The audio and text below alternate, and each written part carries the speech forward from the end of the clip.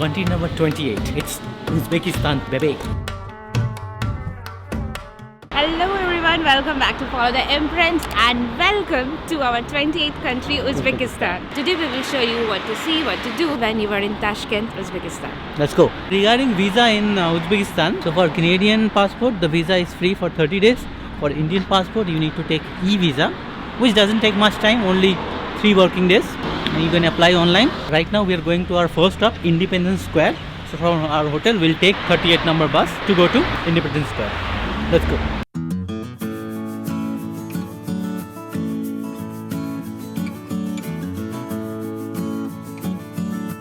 The bus fare is 2000 Uzbekistan som from our stop till Independence Square. It is so cheap, only 2000 som, which is 20 cents, less than 20 cents.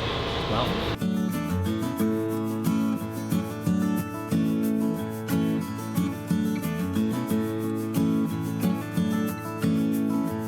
So for SIM card, we bought the SIM card from airport. There are 2 major SIM card company here, Ucell and Beeline. So Ucell was 55,000 Uzbekistan som and Beeline was 70,000. So we took Ucell. They gave us 44 GB internet. The coverage is very good in city. Not sure outside city what is there. And regarding ATM, so we took the money from the local ATM. They have convenience charge in ATM.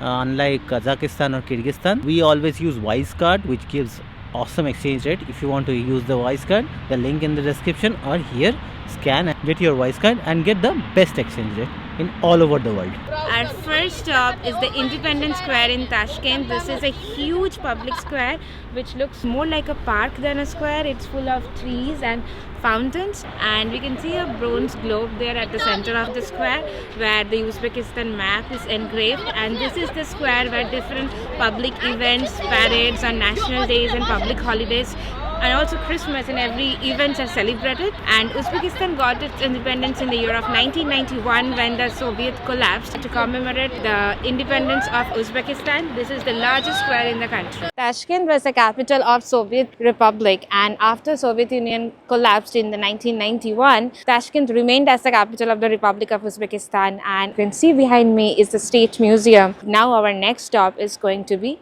Amir Temur Square.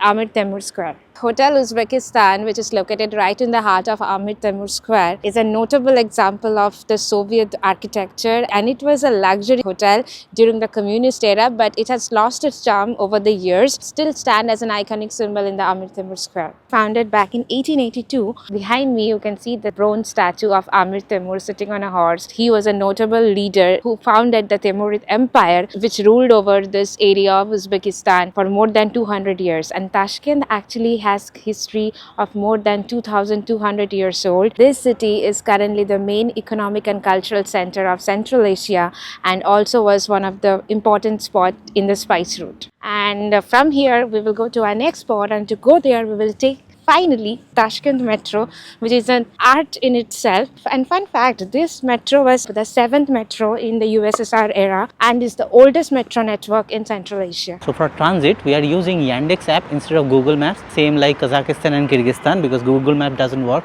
with local transit. You can also use 2GIS. So right now we are going to our next stop. So for that we need to take 2 metro. This is the first time we will be boarding Soviet era metro. Very exciting. And also there are CCTVs and cameras like almost everywhere. Policemen are also everywhere, so it's very much you are on radar every time. It's good for safety, I guess.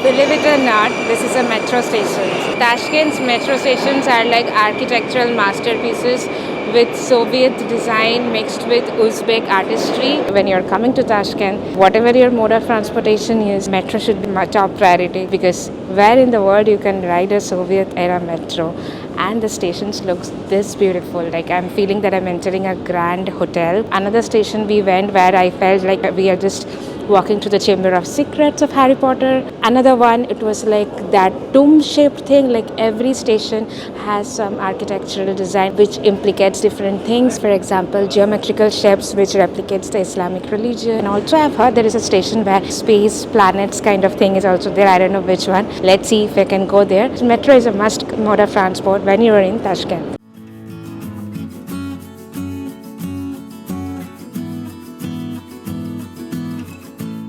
So if you are wondering how the gloomy weather has changed to sunshine, that's because it's the next day. So we are here at Hazrati Imam Complex. When you think about Uzbekistan, this is what you see and this is what you think. And we are finally here in this complex with the blue tiles. It's actually very empty. Hazrati Imam was one of the first scholars, like first Imam in Tashkent.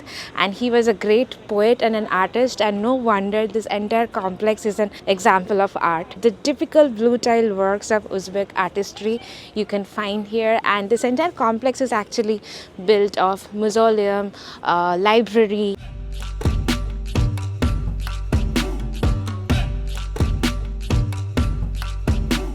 So if you want to go inside the museum, then it's 50,000 som for foreigners and 5,000 som for locals. But unfortunately, the main building inside the complex, the huge one, it's actually closed for renovation. So instead, we'll go inside this one. So we came inside and we found that there are many souvenir shops inside.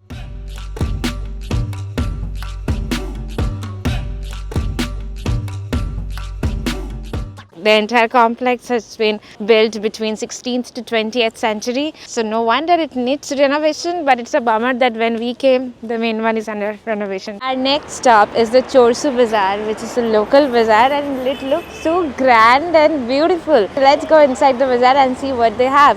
Mostly it's like a local market, so fruits, veggies, flowers, and I hope some dry fruits as well. And also this Yandex taxis, it's a very cheap in Uzbekistan. Every time we are taking a cab, it's hardly $1 or even less, like in cents. And the metro rides and buses, it's always coming to like 30 cents for both of us, like for one ride. 15 cents each. It's very cheap. So many varieties of dry fruits here. So many. I don't even know most of their dry fruits names. It's looking so colorful here. Yeah.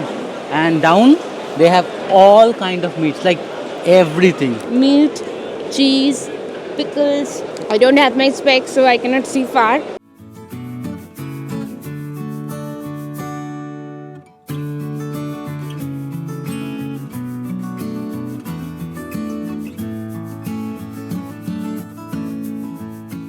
This is Iran. Iran. Iran. Iran saffron. Iran sabza. How much it is? Iran. Kesar saffron, huh? We are seeing this huge bread, which is a very local favorite, and it's very cheap as well. It's only 5,000 som for one piece. It's soft, fluffy, bigger than the size of my face. Hi. It tastes good. Another Uzbekistan delicacy is somsa, which is basically like samosa, but this is baked, not fried. Wow. It has potatoes and some meat minced inside it. Very hot, and it's 9,000 som. And here we are in front of Tashkent's TV tower. So this is basically just like any other tower in cities, like CN Tower we have in Toronto. This rises above 300 meters. So this is a television tower, and you can take the elevator and go up to the observation deck, as well as there's a restaurant for dining. And again, the metro ride was awesome. Irrespective of the distance, the price remains same. It's 2,000 som if you are paying by cash, and 1,700 som if you are tapping. But the stations, like every other stations, is so beautiful with the gorgeous chandelier. It will just blow your mind. It's beautiful. So if you're coming to Tashkent, don't forget to ride the metro. And our final spot for the day is the famous Beshkozon restaurant, which is famous for pilau, which is like basically pulao. And here we can see how the pulao is made here. Like you can see the large, huge oven. Wow, that's actually very, very huge. I never expected to see this big. So we are sitting in this outdoor patio of Beshkozon. This is very, very famous. So let's see if the pulao lives up to the hype. So there is basically no menu. When we asked, it's like no menu, only pulao. So there are 3 types of pulao: one lamb, beef, or mixed. And and we asked for the lamb pulao, and you can ask for different portions. So we thought we have no idea how the pulao would be, so we'll first taste one portion and let's see how the food is. So along with that, we took half bread, salad, and green tea with lemon. No idea about the cost because there is no menu. So we'll have the food and wait for the bill. And also, this place is actually very huge. Entire street is blocked for patio. That side, inside also there's a huge seating space. Thank you. So that's the half bread, salad, and tea for us. Shukran. Inside you can go and see how the pulao is made. It's a huge kitchen space. We saw tours are happening there, so it's that famous.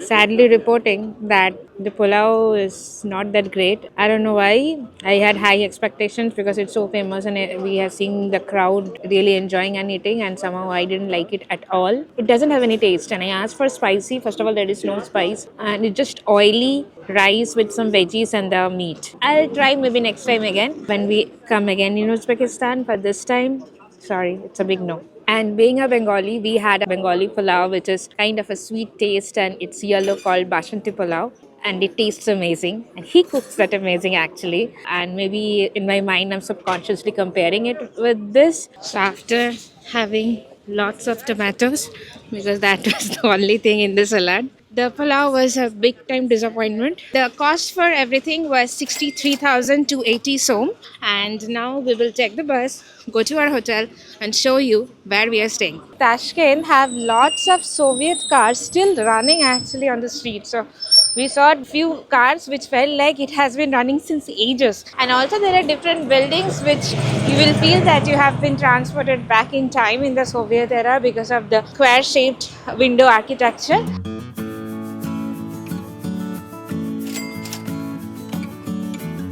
We are back at our hotel. So now let's give you the room tour. So we are staying at Leader Hotel, and sadly, this is not the place we will recommend. But still, I'll show you where we are staying. So we have got a twin room, a work desk, some amenities, and this is a wardrobe with a full-size mirror. And on this side is a washroom, some basin, a full standing shower, and a commode.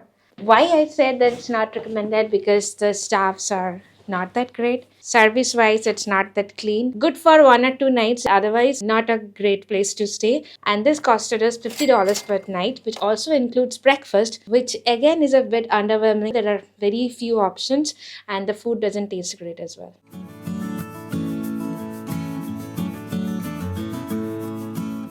To end the day, we came here at Tashkent City Park, which is gorgeous. It's looking amazing with all lit up, and there should be a fountain show here. Not sure about the timing, but the Hilton, oh my, like it's one of the gorgeous Hilton we have ever seen.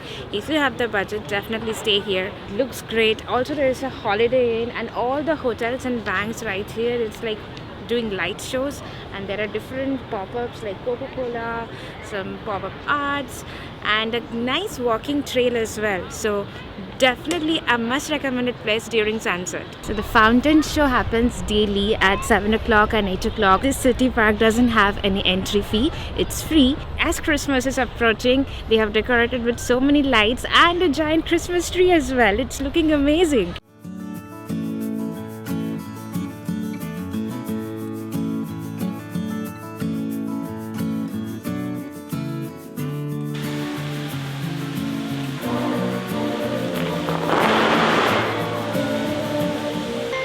Sorry, I was wrong. It started at 6:30, not 7.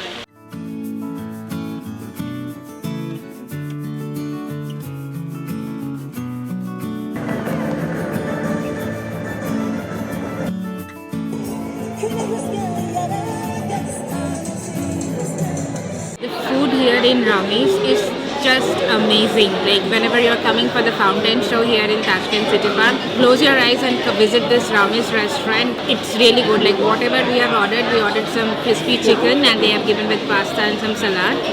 and this is something a very thin crust pizza. I cannot recall like the exact local name, but it's amazing too. And the raspberry tea, which we loved in Kyrgyzstan, we again ordered here. We have ordered a dessert as well, which is still yet to come. But the food here is amazing, and the service is too great, and the ambience is amazing too.